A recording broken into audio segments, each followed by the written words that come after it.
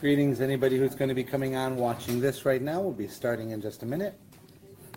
We are on Masechet Chagiga. We did Rav Yehuda, and we're on Rav Katina, 14a. And it's going to be an Amar Rav Katina, way down towards the bottom of the Hebrew page.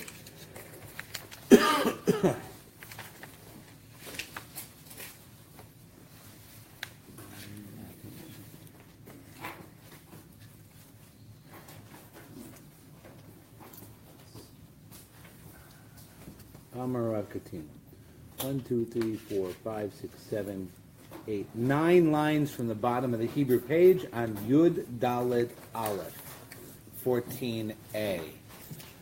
We've announced the summer series, by the way, which existed before the Talmud class existed on the calendar.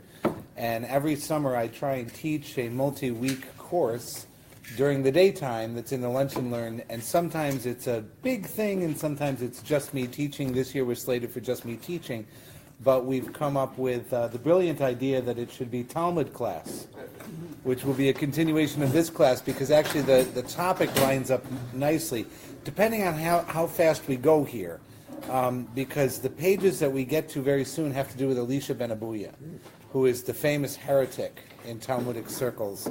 And the course that I wanted to teach this summer is about Elisha ben Abuya. So what we may wind up doing when we get to the Gemara, if we get there too soon, we may need to skip it and come back to it. And if we don't get there too soon, we may spend a little time on it and then do a broader course around Elisha ben Abuya as a figure. In other words, not just here in Chagiga, but where else he is in Talmud. So in July, the Talmud course is going to kind of be much larger than just moving through this tractate, because it's going to take the topic of Elisha ben Abuya as a whole.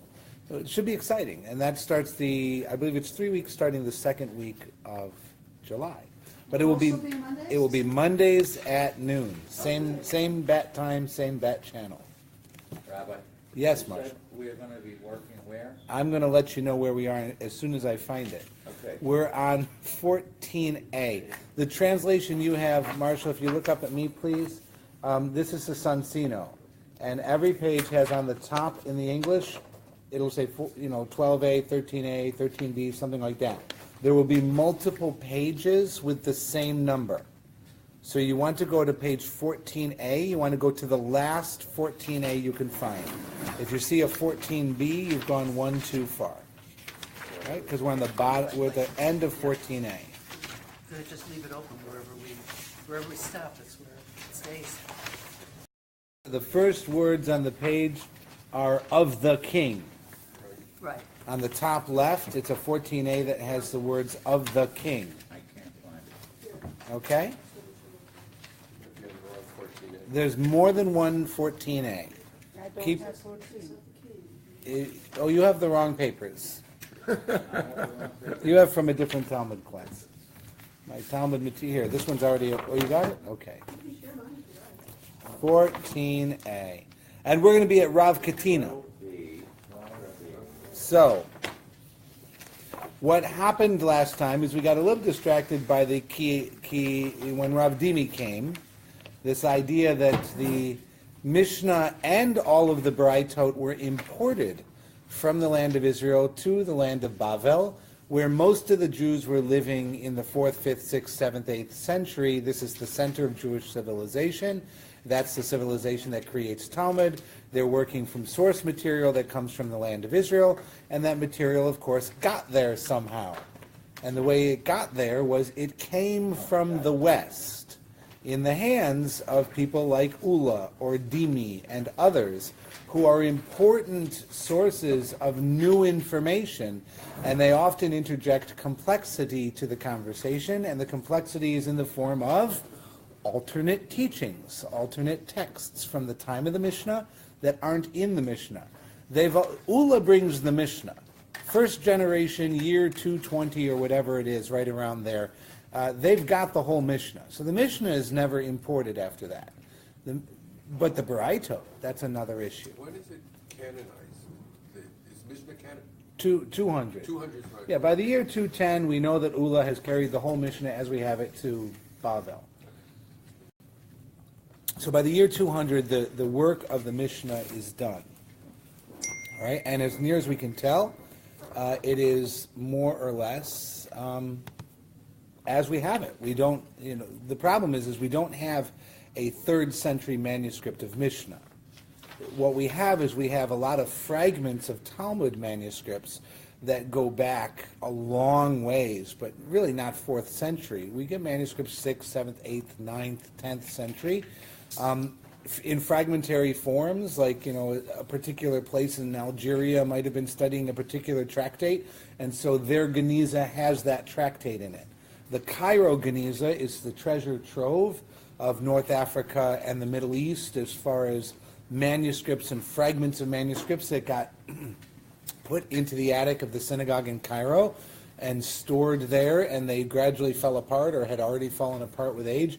And Solomon Schechter and others have pieced together the Cairo Geniza jigsaw piece puzzles and come up with significant portions of tractates of Talmud. The problem is that manuscripts of Talmud didn't feel they needed to write the whole Mishnah. They wrote a few words of the Mishnah so you knew where you were, and then they wrote the Talmud. And then when they were done with that section, they wrote a few words of Mishnah so you knew where you were, and they wrote the Talmud. So we know that they had the Mishnah usually running in the same order, not always, as the Mishnah that we have, but those manuscripts don't have the whole text of the Mishnah. It's as if I said, when in the course of human events, blah, blah, blah, and then I started the next section with, whatever. We hold, and you don't have the stuff in between because the stuff in between is presumed knowledge. The first and most complete entire Mishnah manuscript we have is the Leiden manuscript, and I think it's from the 1000s, something like that, from Leiden, Germany, and it's a Yerushalmi Talmud, not a Bavli. It's not a Bavel. It's a Palestinian Talmud, and that manuscript, which is a spectacular manuscript, took the trouble on the first page of every tractate of Talmud to write the entire Mishnah of that tractate, word for word. So that's our actual first complete manuscript of Mishnah. Older than that, we don't have it. So what did Dimi bring? Dimi brought Baraitas that contradict or augment our knowledge of the Mishnahs and all of that. So it's all, this is the sleuthing work of the ancient rabbinic scholar. So Rav Katina. I have this on the end of 14a. On the right, you got it? Everyone know where they are? 14a on the right-hand side, Rav Katina. Okay? By the way, as you get used to the Sanzino, why did Rabbi Tobin photocopy this old British translation of the Talmud? It's actually very usable when you get used to it. The paragraphs do break where the topical sugiot break in the Talmud, and he puts a little letter in the margin, D, E, F, you see on the left side there, which tells you, where his footnotes down below are organized to. So if you're in the E section, footnote 6, you look down to the bottom to the E section, footnote 6, and you'll be able to see all the cross-references. And his footnotes do two things. His footnotes basically quote Rashi, not all of the Rashi, just the important Rashis, and tell you where every biblical verse comes from, which the Talmud does not do. All right? So that's what the main source of the help of the Sensino is. Okay. Who wants to read Rav Katina? Go ahead. Afila Bishat. Rav Katina said, even at the time of Jerusalem's downfall, honest men did not cease from among them. For it is said, for a man shall take hold of his brother of the house of his father. Thou hast a mantle, be thou our ruler. Matters on account of which men hide themselves as in a garment. Thou hast under thy hand, and this ruin. What is the meaning of the expression, and this ruin?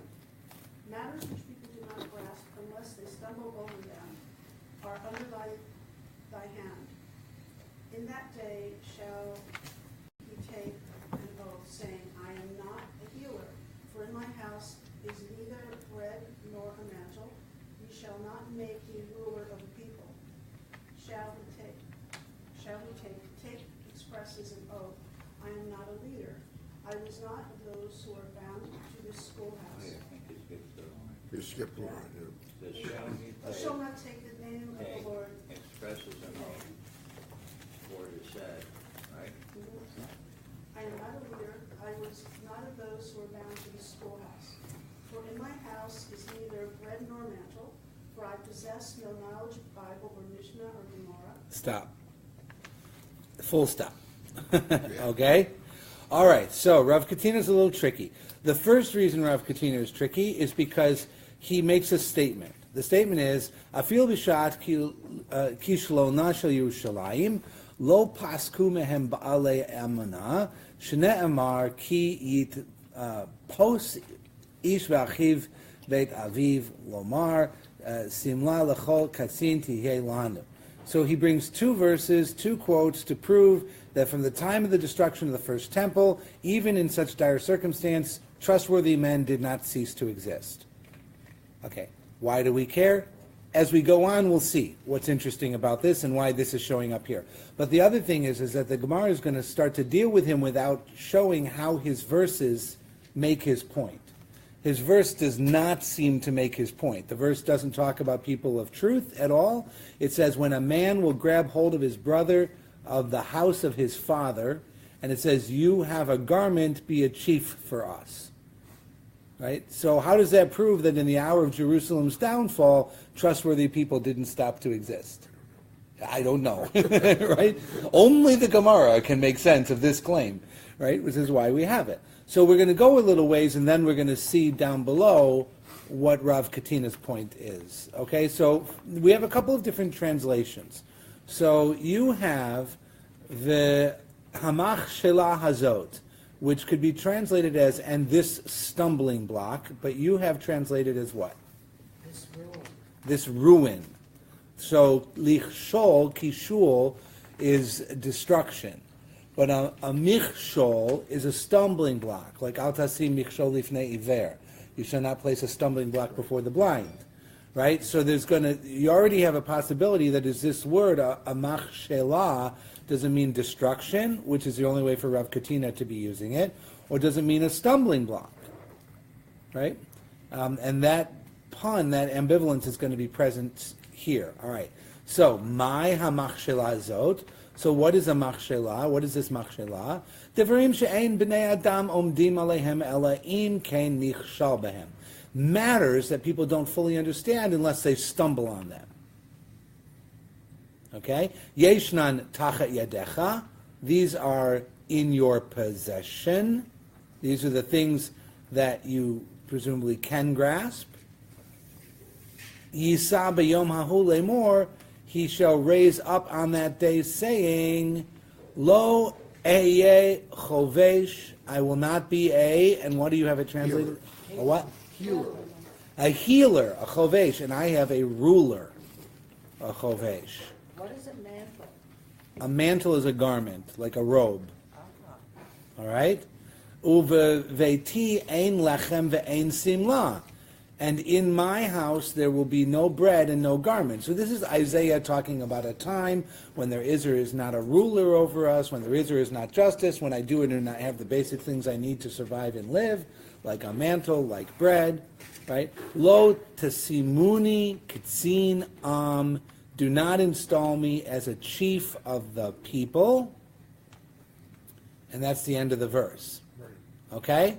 So this is a long, strange verse, right? Which, if you go back to it, is when a man will grab hold of his brother of the house of his father, you have a garment, be a chief for us. So we've taken all those words and tried to make sense of them. What's the garment? Right? Matters that of Torah concerning which people cover themselves up as with a garment are found in your possession. And what's the stumbling block? The stumbling block is matters that people do not fully grasp unless they first stumble over them. These are also in your possession. And the person raising up to be a chief for us, like we're saying, please be a chief for us. Yisa b'yom ha'hu more, he shall raise up on that day, saying as an oath, I will not be a ruler, and in my house there's no bread, no garment. Do not install me as a chief of your people. Yisa, he shall raise you up.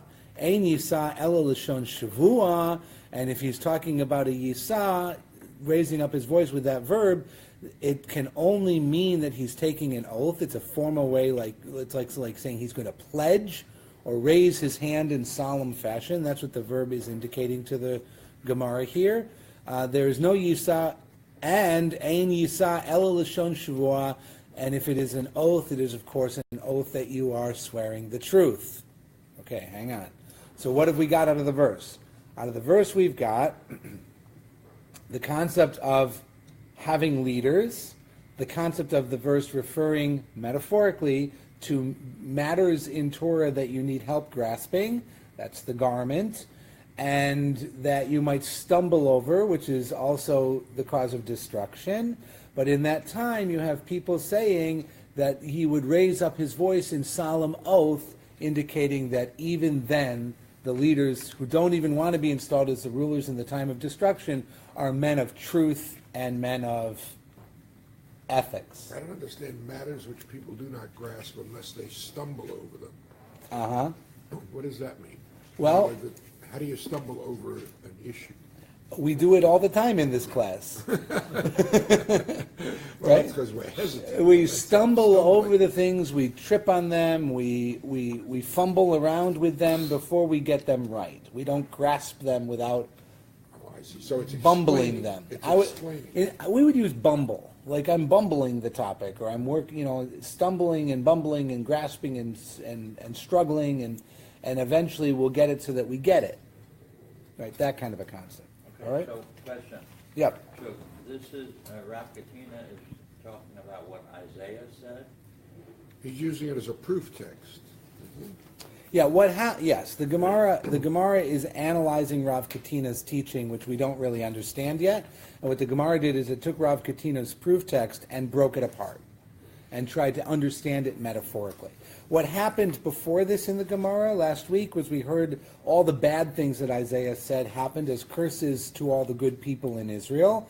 And now we have an assertion from Rav Katina that one category of good person remained after the destruction. So we lost the people who were the Baalei Mishnah and the Baalei Gemara, and we lost the people who were captains of the 50s, and there were all kinds of people last week in the last sugya who were lost at the time of the destruction of the first temple. We are now looking at a Rav Katina teaching saying that truthful people were not lost. And he has a verse that doesn't seem to do it, and Gemara is going to break it apart and show you all the twists and turns you have to do to make the verse do it. So I'm trying to figure out why he is rejecting this request of theirs to be the leader. He doesn't think he's worthy, is he too humble? But he says he doesn't have money, he doesn't have the mantle. This just he doesn't want the responsibility. So Rashi says that basically these people are the ones who they don't want to be named as the leaders because their laxity in Torah study has made them so they don't know the answers, and they don't want to have their ignorance revealed. And so don't put me as a leader over. So that is ironically testimony that they are still truthful people. Right? I had a charitable organization in Essex County, which I've been involved in and supported considerably, sit with me about 2 years ago. The volunteer head of the board and the chief executive staff member of the organization asked if they could have a meeting with me. So I already knew this was trouble. So they sat down with me and they started. And I said, I started my part of the conversation with, "It's so glad to have you gentlemen with me. I am happy to do anything for this organization you want, as long as it doesn't mean sitting on your board." And they both stared at me. You anticipate their question? Well, evidently they were recruiting me to be the next chairman of their board. And I said to them, quite frankly, if you see me as a potential chairman for your organization, you're in a lot more trouble than I thought you were. because I know me and I know you, and I'm not qualified. I don't have the knowledge base or the experience in this area in your particular organization to be able to do that. And then they tried to tell me all the things that I can do and why that's the right guy for the job. And I said, I can't. I'm the wrong. I know myself better, and I'm the wrong guy for the job. No, I'll take on a responsibility or something that I believe in and find a way. I mean, if you want to get a job done, give it to a busy person, right? Don't give it to a person with a lot of time on their hands, because busy people know how to get things done. Right? So what do you say? You got a lot of time on your hands? No, but what I'm saying is that in the Rav Katina, according to Rashi here, it's an honest person who can just, in the face of flattery and opportunity, say, I'm really not the right person to be answering your questions. I'm not the right person to be taking on this position of leadership in the community. So in the time of destruction which followed, why would God allow destruction of the first temple? In the rabbinic mind, that can only mean that they had stopped studying Torah. Because if they had been studying Torah, God would not have allowed the destruction to happen. In the rabbinic imagination, that those things are linked. If you're actively living the covenant, destruction does not come. And in the rabbinic mind, especially Rashi, but Gemara, living the covenant means Torah study, and mitzvot, and chesed, and tzedakah, and holidays, and chagim, and kashrut, and Shabbos, and all the things that you have to do, but it really means Torah study. And so the only way the first temple could have been destroyed is if they had stopped studying Torah. So they're going to work on that concept that the leaders, the Anshe Emet, or Amana as they're described here in the Aramaic, these men of honesty, they're going to eschew positions of responsibility or their ignorance will be outed.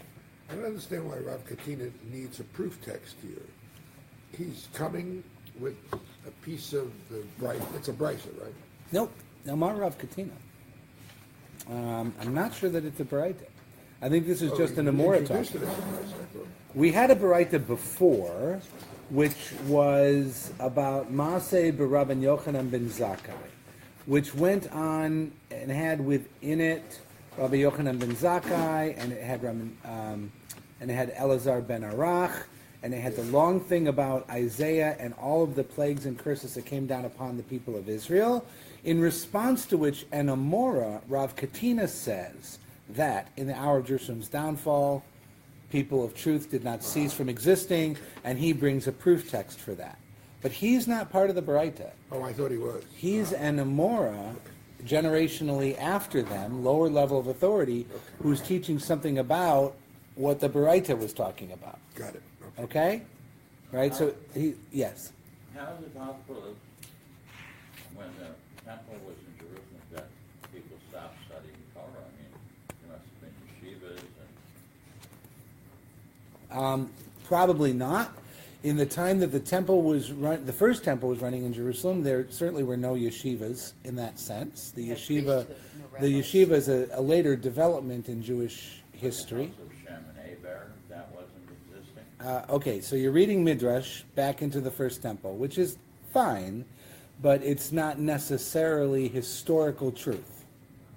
You got to stick with me for a little while, Marshall. You just showed up. You'll get to know me over time. All right. So the yeshiva of the Midrash existing from the time of Isaac, like Isaac went and studied in yeshiva, right? That kind of world. Right. That's a midrashic view of history. I tend to do kind of more of archaeological view of history until we get to where the rabbinic literature is written, and then I ask, why is the literature written in this way? Not that rabbinic literature is always reflecting a historic truth about the earlier ages. It's reflecting pious truths being told through stories and legends and received traditions. Okay. So I don't know that if I went in a time machine backwards, I would ever find a building that had "Welcome to the Yeshiva of Shem and Eber" on it. I'm not sure that I'm invested in that. Okay?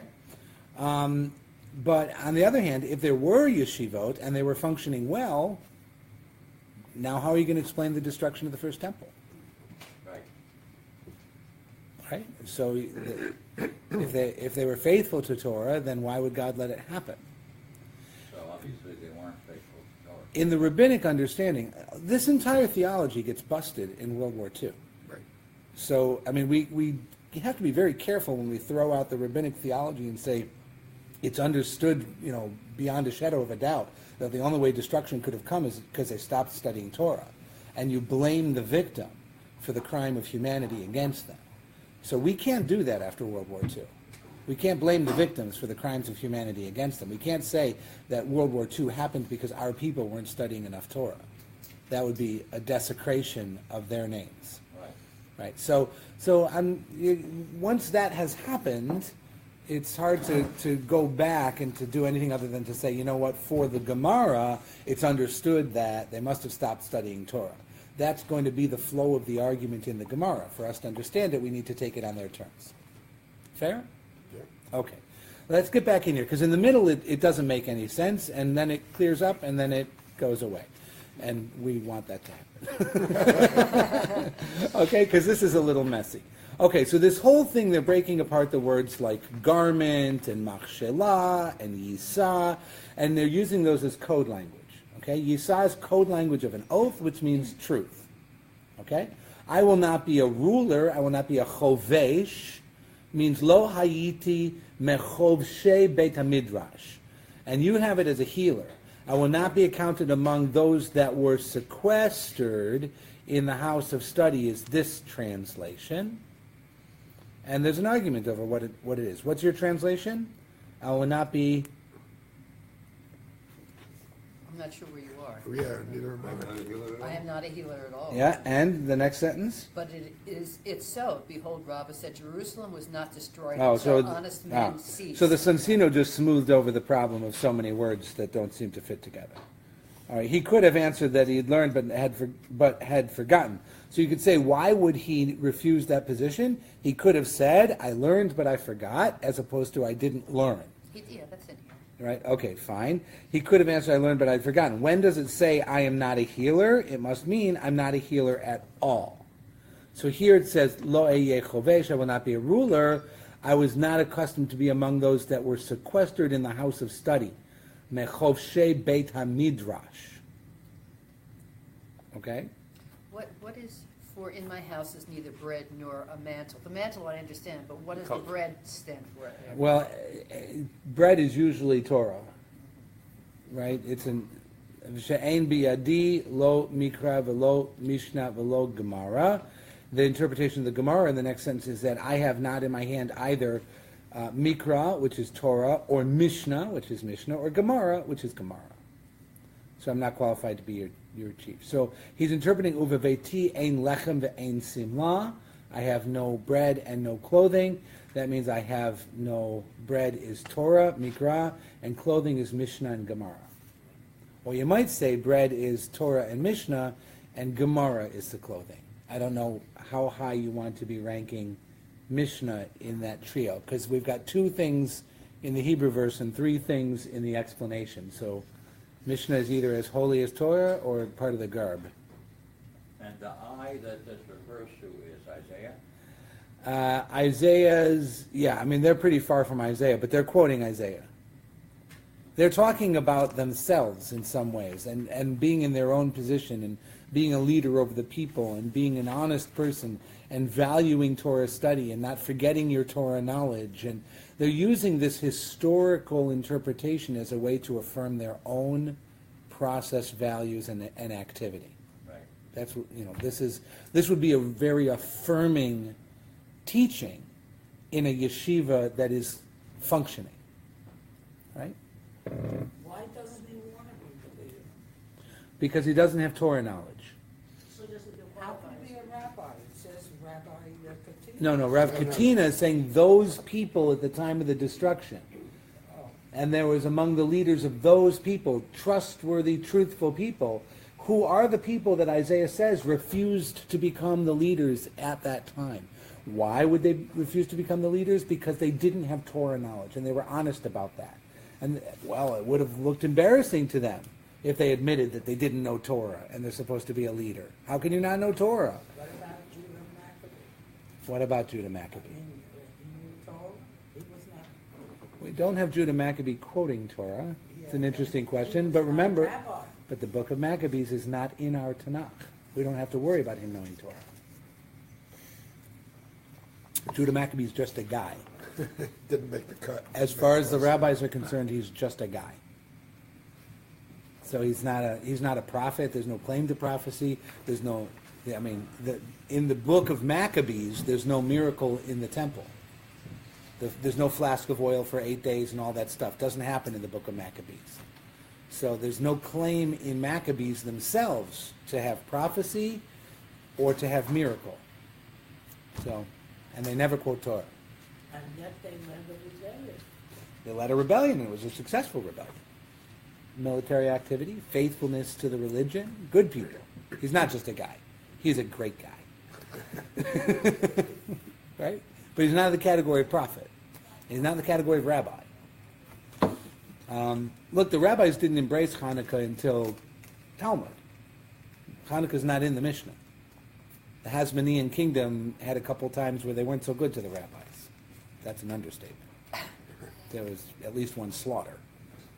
Right? So the rabbis of the 1st and 2nd century weren't necessarily celebrating the Hasmonean victory. Hasmoneans are better than Romans, but fit. Right? Okay, moving on. Too much history. 14a, we're going to finish this at the bottom. Now, so we learned from this that Jerusalem's downfall, while it didn't have people who were knowledgeable in the Torah, they at least had people who were honest about that. And that's what Rav Katina said to beginning, so we've interpreted the Isaiah verses, finally, to at least give credence to Rav Katina's teaching. V'dilma shani hatam. But, you know what? How do we know that they're refusing to take leadership? They're admitting their innocence or their ignorance is because they were truthful people, right? Might be lots of reasons why they would not want to demonstrate their ignorance, none of which indicates that they're a truthful person. For Dilma Shani Hata, maybe it was different. De Iyamar lahu gemirna, since one of them could have said, I am a very learned person, Amrele Emolan, they would say to him, tell us. And then he would have been, forced to show that he knows nothing. Right? So, it's like the English phrase, it's better to be silent and thought a fool than to open your mouth and confirm it. Yes. Right?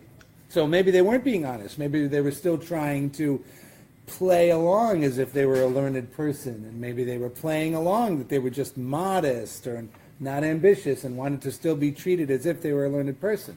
So the Gemara has to answer that challenge. Havalei lememar gamar v'shachach.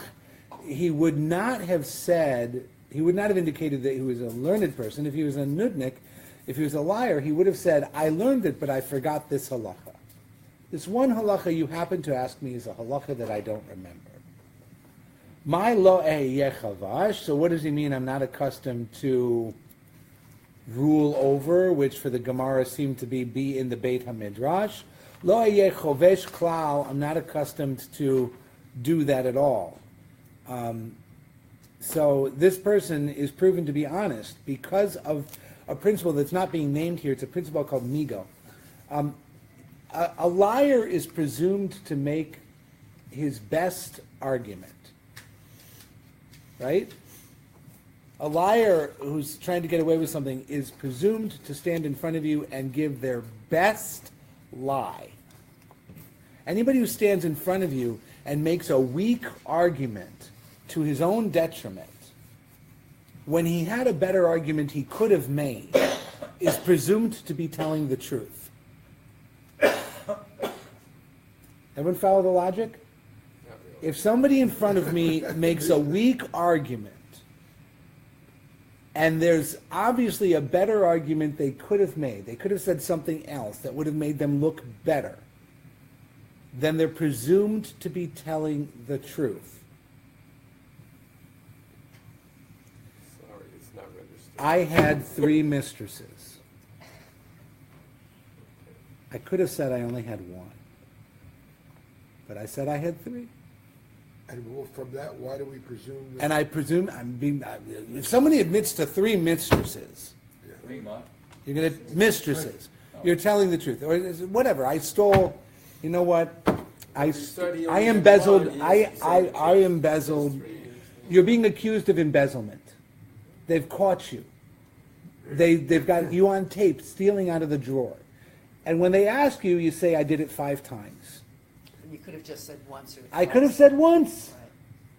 Right. I said 5. I'm telling the truth.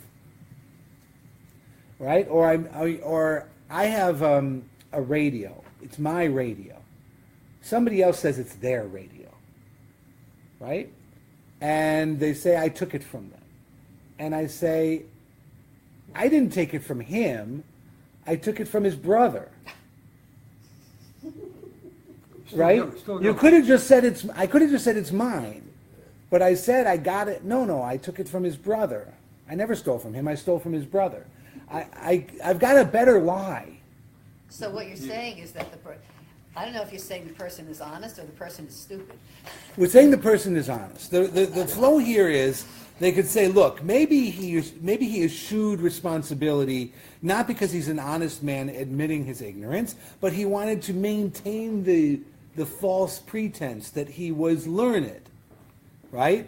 And the answer to that is, if he had wanted to do that, he would have puffed himself up, and when they challenged him on something he didn't know, he would have said, I knew that once, but I've forgotten that detail, but I'm still a very learned person.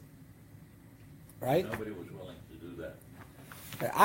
I mean, sometimes people ask me a question, and I say, I don't know. I don't know, I haven't learned that. Or every once in a while, I say, you know what, I took a class on that 20 years ago, and I don't remember, I have to go look it up. Right? The fact that the person is asking me means they don't know. I could make something up and pretend that I'm a very learned person. The fact that I'm saying, you know what, I knew that once and I forgot, or I never knew that, lends credibility to the other things I say when I say I know something. You know me to be a person who will tell you when I don't know something. Right? That's what's going on here. He could have said, I learned and forgot, and maintained the allure of being a learned person and an honest person. So he might, that he could have done that. So the fact that he's taking a lesser approach makes him more credible. That's what the Gemara is trying to say. You don't have to buy it. That's the flow of it. It's sort of saying being stupid makes you honest. Stupid people can be honest. What's the problem? You think only smart people can be honest or liars? No, I don't think there's any claim that the people are dumb. I mean, the problem is that the people are ignorant. There's a difference between dumb and illiterate or ignorant. Yeah, but they're saying in the earlier part that these people they're approaching already have standing in the town, so they can't be that stupid. Because, some of these examples they sound like, stupid, but they have standing. Look, we haven't escaped Rav Katina yet, so let's keep going. So, Ini, is this so? Here comes the challenge. V'ha'amar Rava. But Rava said, this is still in Amora, Lo charva Yerushalayim ad shepasku mimenu ba'alei amana. Direct contradiction. And Rava's a bigger fish than Rav Katina. So Rava says Jerusalem was never destroyed until all the people of Emun, of Amanah, of honesty, had departed from it, had disappeared from it. Shenemar, and he's got a verse 2, right? And his verse is going to be from Jeremiah. Shotatu b'chutzot Yerushalayim. Walk about in the streets of Jerusalem. Uru'una ud'u uvakshu v'rechovoteha. And now know and seek in its plazas, in its streets. Im timtzeu ish, if you will find even a single person. Im yesh osei mishpat mevakesh emunah ve'eslach la. You find even one person who's dispensing justice, who seeks truth, and I will forgive her. In other words, Jeremiah, in the prediction of the destruction of Jerusalem in the first temple, says, go and walk about the streets of Jerusalem, and if you find one honest man there, I will spare the city. And since the city wasn't spared, it would seem he didn't find the poison. Which seems to be a pretty strong refutation of Rav Katina. Yeah, but it sounds like the Greek seeking the honest man, with the Right. La Kashya, this is not a difficulty. And we are turning to 14b. What's that? Akashya isn't necessarily a contradiction. Akashya is a difficulty or a challenge, but it implies a contradiction. It implies some form of a stira, two things that are against each other, and the Gemara needs to resolve it when that happens. Either one is proven wrong, or they're proven to be complementary teachings from a different context, right? In one context, it would be correct to say that. In another context, it would be correct to say something else. Ha b'divrei Torah, Rav Katina is talking about their knowledge of Torah. Ha b'masa umatan, Rava is talking about business dealings. B'divrei Torah havu, concerning matters of the Torah, they were trustworthy. B'masa umatan lo havu, but with business dealings, they were not trustworthy. Yes, except that the theory is that Jerusalem was destroyed because there were no religious honest men. No learned honest men. Well. So Rav Katina was interpreted as they had stopped studying Torah and they were honest about it, and Jerusalem was destroyed despite their honesty. Rava comes in and has a Jeremiah verse that says, if I were to find an honest man, I'll spare the city, and it wasn't spared, therefore there is no honesty. And the resolution is, Rav Katina was talking about their honesty regarding their Torah learning, but there were still crooks in the shop. And Rava was talking about how they were crooks in the shop, and the basis for that interpretation is that it's osei mishpat umivakesh emunah. So there's another activity there, osei mishpat. They're doing fairness, they're doing justice. So it's not just Torah study, there's something else that they're doing in human relations. And so that's an opening to say that was Masa Matan, that's business dealings. Okay. It's not a home run, No. but it's an answer. Okay. It's Rav Katina. We don't really need to, right? Well, it's Rava. This is Rava. But look, you know enough about the feel of the editing of the Gemara now to know that the only reason Rav Katina is here is because of Rava. And that Rava's teaching is probably primary, right? And Rava said that at the end of the Isaiah quote from the Baraita about all the things that were destroyed in the first destruction, it included Baalei Midrash and Baalei Mishnah and Baalei Mikra and the heads of the 50s who reinterpreted to be the heads of the Chumashim of the Pentateuch, and all of this scholarly world was destroyed by the curses of Isaiah in the destruction of the first temple. Skip Katina, put in Rav. And Rav says, as a proof text to that, Jeremiah also says that the whole Jerusalem would have been spared if there had only been one person of faith and knowledge. We all know that Amanah refers to Torah knowledge. But how can that be? Rav Katina tells us that Amanah is Torah knowledge, and that that it wasn't that truth was also lost from them. They were honest about their ignorance. That's the resolution. How can a trustworthy person be? And so then when the editor of the Gemara wants to put things in order, he's got to pick. Am I going to do Katina Baraita Rav? Am I going to do Baraita Rav Katina? Or am I going to do Baraita Katina Rav? And he did Baraita Katina so Rav could come to solve it. And then this little Lakashya is the language of the Stam of the Gemara. The Stam of the Gemara, the editor of the Gemara comes and says, and now that I put a Baraita Katina and Rav in front of you, let me tell you, there's no difficulty here. They're all teaching a compatible worldview of the loss of Torah study, the punishment of the people, but the maintenance of honesty. But honesty wasn't enough because there were still crooks in business. And therefore, Jeremiah's prediction comes down on their heads that they were not osei mishpat, that they were there was no justice in their dealings with each other, and therefore they deserved to be destroyed. Right? So the editor of the Gemara has created that conversation. Right? Allowing the editor of the Gemara to finish with La Kashya. That solution at the end is not Rav Katina. The solution at the La end is Kashya, not meaning there Ravya. is no La contradiction. Kashya is the stam of the Gemara in his own voice, Okay. bringing it to a close. So he has a Baraita, he has a Rav Katina, he has a Rava. They're all related to each other around the destruction of the first temple and the loss of Torah learning, and he's going to put them together in a way and say, these three things which seem different are actually not a difficulty, and I'm painting a picture of how that world was lost. It was a loss of Torah study, the loss of fair business dealings, and yet there was some level of redeemable honesty among them. But they went into exile. right? But immediately prior to the destruction of the temple, the daily sacrifices are still being made. Yes. The priests and so on. Yes. Still functioning. Yes, it's not enough. So that's not enough. Well, the prophets, remember, we're talking about the destruction of the first temple.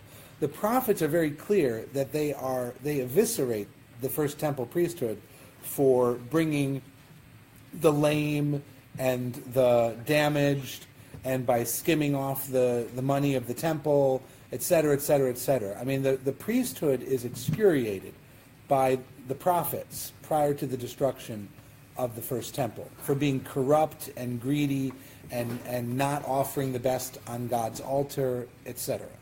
So and not to mention oppressing the cause of the widow and the orphan and the stranger and the poor among you, and fasting in name only while you still let the hungry stay hungry. You're pretending to be hungry while real people are next to you, and all the other things that we read in Isaiah and Jeremiah and others that predict the destruction.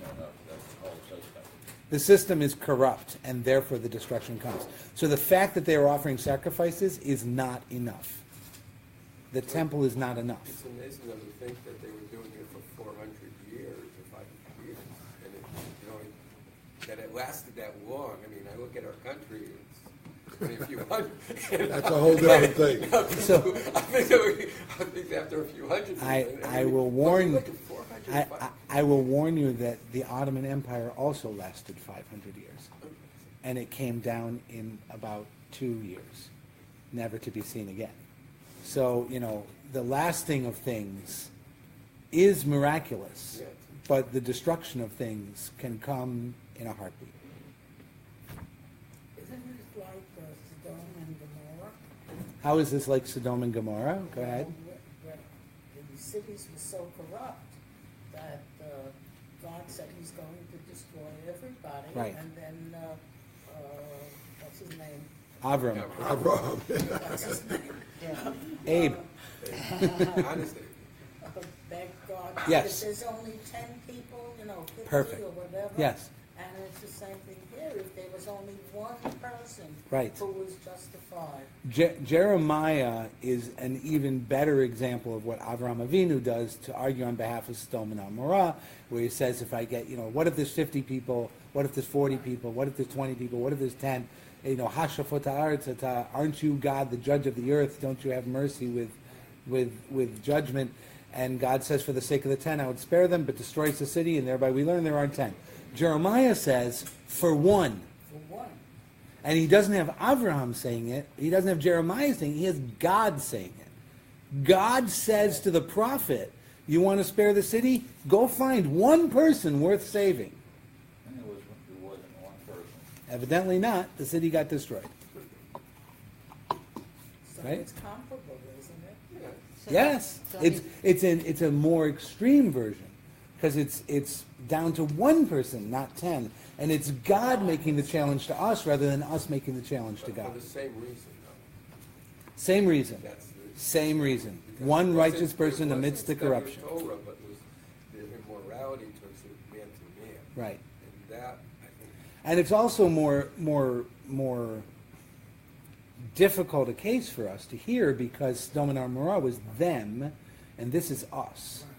We don't even have one person. They didn't even have 10, we can believe it. We didn't even have one, and that's what's behind Rav Katina. Rav Katina is trying to say, look, at least they were honest. They were still honest. And Rav is like, yeah. Bonnie. No, you done? Okay, 12:51. Let's see where we go. Because now the Gemara is going to take a move back to the Mishnah. We got through all the Midrashic stuff. Well done, Yasher Koach. And now we're going to get a series of Baraitas on the topic of Maaseh Merkavah. And we are going to get into one of the most complex topics, which we get to Arba Shenichnasu Lapardes, the 4 who entered. So I'm thinking, Stop here.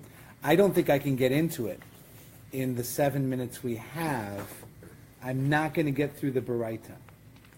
So I think we should stop.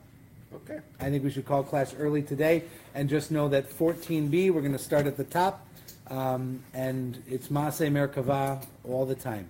We're going on to the deeds of the chariot. That'll be Okay? just in time for Shabbos. All right, so the question, I'll take questions still. no, when you're talking about not even one honest man, so what about children? They didn't count? Babies, The- children? They're not counting children. The concept of innocent victims within the populace is not a topic that Torah really raises. The medieval Paitanim, the author of Unatan Tokef, the author of El Mole, the author of Kinot, they are very aware of the death of the innocent, men, women, and children, and that comes into our tradition. Then the biblical world doesn't spend much time with children as what we would call moral actors. The Bible deals with moral actors, people who are responsible to their behavior and held accountable to their behavior. And since children aren't responsible to be held accountable, they're not really center stage for the Torah. The Torah deals with moral actors. Everybody who's not a moral actor in the Torah is a prop. Everybody that's not a moral actor. Anybody in a Torah story who's not a moral actor is a prop. Prop. They're part of the scenery. They set the stage. They're not important. Well, it's the same thing with. Dinah is a prop. Horrible thing to say. You mean? Jacob's daughter Dinah, who gets raped, Right. right? All the other people in that story are moral actors. She's not a moral actor. She makes no choice. She makes no decision. She speaks no word. She's an object. But then she Mistreated and betrayed. Doesn't she become a prophetess then and a leader? Does Dinah become a prophetess and a leader? Not in the Torah. Does she have a role to play? She has a role to play. Is she honored by the tradition? She's honored by the tradition. Does she have an active life in the Midrash? She has an active life in the Midrash. But in the Torah, she's a prop. She's an object. Right? Which is part of the difficulty of the story. So the Torah really wants to know about moral actors. Right? The question that we have with like Nadav and Abihu, the sons of Aaron who get killed, are Nadav and Abihu moral actors? Did they do something wrong? Yes. Yeah. We really need them to have done something wrong because of what happens to them. The idea that they are just a mechanical prop, they brought the wrong thing, and of course they got killed, and Aaron, knowing it, didn't say anything, let's move on, that doesn't make the story work, right? So they become moral actors, they've done something. And then the interpretations are often running to try and figure out what is it. Is it a forbidden heretical fire? Are they making their own recipe and therefore not taking the Torah with the seriousness and trepidation they're supposed to? They're demeaning the ritual? Or is it because the verse right before this tells the priest not to take any liquor before going into the sanctuary, so they came in drunk? Which is it?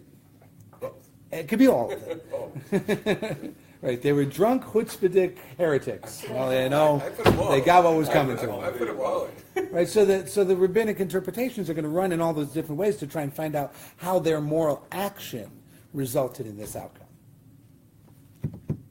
Right? Okay. Other questions? We're done. We'll see you next week.